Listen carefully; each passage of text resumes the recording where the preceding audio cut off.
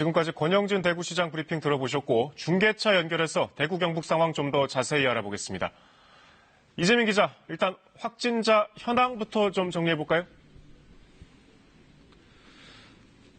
네. 오늘 대구 경북에서는 오늘 0시 기준으로 581명이 추가로 확진 판정을 받았습니다. 대구 520명, 경북 61명입니다. 이로써 대구 경북의 누적 확진자는 4,286명으로 4,000명을 넘어섰습니다. 어젯밤 대구에서 2명이 숨진 데 이어서 오늘 새벽 또 다른 1명의 추가 사망자가 나왔는데요. 어젯밤 숨진 2명은 사망 뒤에 코로나19 확진 판정을 받았습니다. 대구시는 숨진 이들이 모두 70대고 평소 심장질환이나 고혈압 등 지병을 앓았던 기저질환자였다고 밝혔습니다.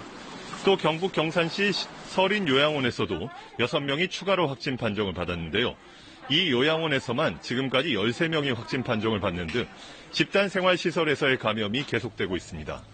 신천지교회 신도들에 대한 관리와 검체 검사도 계속되고 있는데요.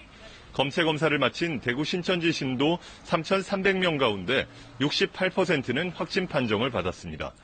아직 진단검사를 받지 않은 신도들에 대해서는 자가격리 기간을 5일 더 연장하고 구군 공무원이 전담관리해서 전원이 검사를 받도록 할 계획입니다. 경북 확진자의 절반 이상은 경산 지역 신도들로 대구 경북 최초 확진자인 31번 환자와 대구 신천지교회에서 접촉한 것으로 확인됐습니다.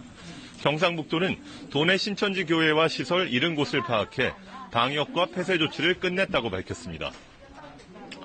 네, 대구 중앙교육연수원에 생활치료센터가 마련됐잖아요. 환자들 입소는 지금 다 끝났습니까? 네, 그렇습니다. 대구 중앙교육연수원은 국내 최초 감염병 생활치료센터로 지정돼 어제 160명의 환자 이송을 마쳤습니다. 입소자들은 대부분 증상이 약하거나 없는 사람들인데요. 경북대병원 의료진 5명과 보건복지부 파견 의료진 13명이 24시간 상주하면서 환자들의 상태를 살피고 있습니다.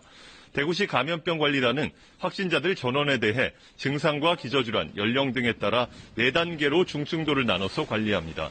내일부터 추가 입소가 예정된 생활치료센터는 삼성 영덕연수원과 농협경주교육원, 문경 서울대병원 인재원 등이 있지만 다 합쳐도 700여실밖에 되지 않습니다.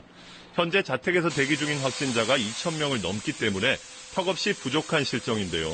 이 때문에 권영진 대구시장은 3,000실 규모의 병상 확보와 의료진 지원을 위해 대통령 긴급 명령권 발동을 요청하기도 했습니다. 또 이철우 경북도지사도 현재 청도만 감염병 특별관리지역으로 지정돼 환자가 가장 많은 경산은 마스크가 공급되지 않는 등 문제가 있다고 지적했습니다. 따라서 감염병 특별관리지역을 경북 전역으로 확대해달라고 정부에 요청했습니다. 지금까지 대구시청에서 KBS 뉴스 이재민입니다.